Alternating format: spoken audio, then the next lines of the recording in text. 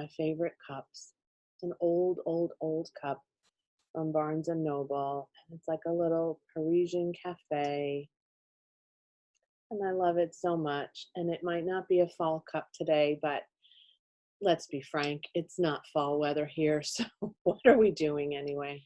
I feel like I keep complaining about the fact that it's not fall weather too. Sorry about that, but that may not stop. Sorry, not sorry. Okay, hello and welcome to my channel, Books, Ink, and Paper.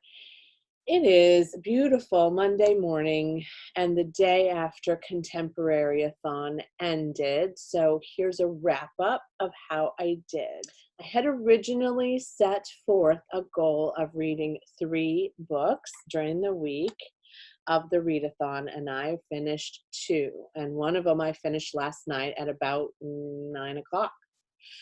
I had a rough reading week, and I've watched some other vloggers and some other folks that are posting about Contemporaryathon, and I would say I'm not alone. I don't know if it was a lunar situation or if it's something about the days shortening. I think for me, it is about the days shortening. I'm feeling like I don't want to wake up at my regular time, which is usually between 5:30 and 6 a.m. And then I'm ready to go to bed at like 8 o'clock every night. And so, and I'm sleepy. I was really sleepy last week. I also had an incredibly wonderful week last week, work-wise. Lots of great things happened. I hosted one live event, and then I co-hosted another, had some meetings, conversations, client coaching sessions, of several of those. And so I worked really, really hard. And a couple of nights I worked well into the night and then crashed immediately at 8 o'clock or 8:30. So there was that. But I did get to finish 2 of the 3 that I put on my list. And so let's talk about them. The 2 books that I did finish were both 5-star reads for me. They were incredible books. And I've watched a couple other wrap-up videos, and that wasn't always the case for some other folks, but I did get some great recommendations on what I might want to read next from a lot of other booktubers. So thank you for that. So let's start with what I read first, which is Recursion by Blake Crouch. This is a library hardback copy. I also had an audiobook access as on Scribd, I think. Yeah, it was Scribd, as well as the ebook version from my library. So I had it on all fronts. My partner is reading it now. She just started it this weekend. My daughter read it. So, and I think my son is beginning it. So this book fulfilled 3 prompts for me. Yellow on the cover, read a book with yellow on the cover, read a 2019 release. And this is a little bit of a cheat, but read a book that was recommended to you and shout out the booktuber. So I can't remember who recommended it specifically that has a booktube channel, but several of my followers have recommended it to me. My daughter recommended it to me, and it really has gotten a lot of big hype. So this book was absolutely blowing me away all throughout. It was hard for me not to read and to work because I had to work and I had a lot going on, but oh my gosh, I loved this book so much, and it was so unexpected to me.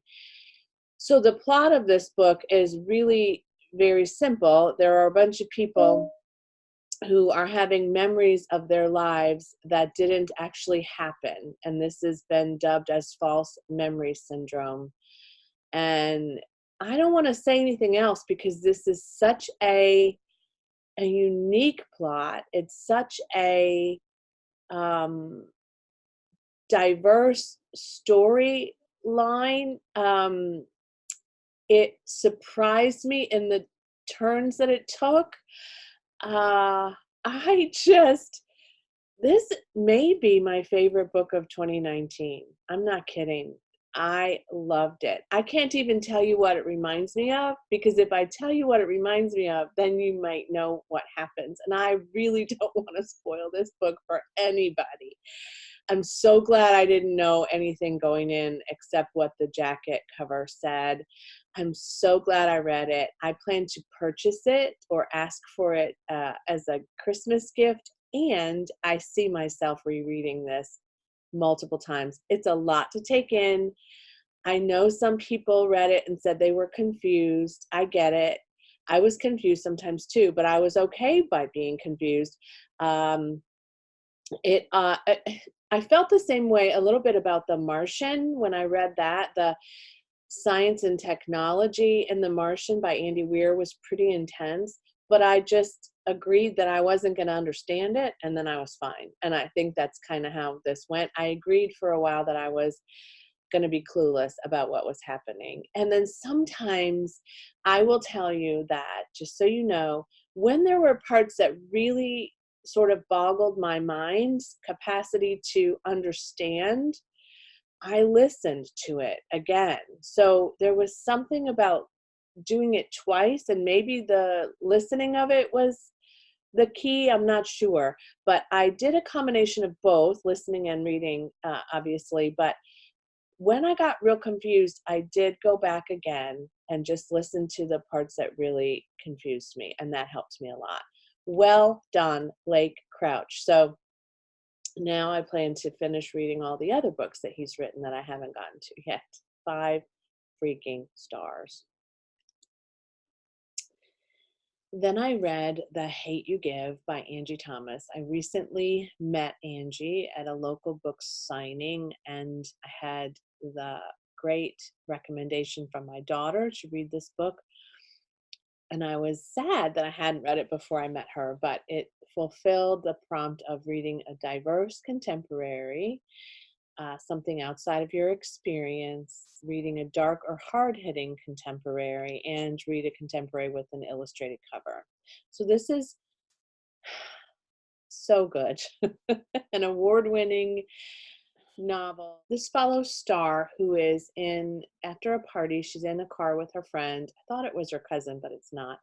With her friend Khalil, and he's taking her home, and they haven't seen each other for a while, and they get stopped by the police, a policeman who doesn't say why he stopped them, and is pretty pushy from the beginning of the incident, and things progress, and Khalil is murdered by the police officer who is white.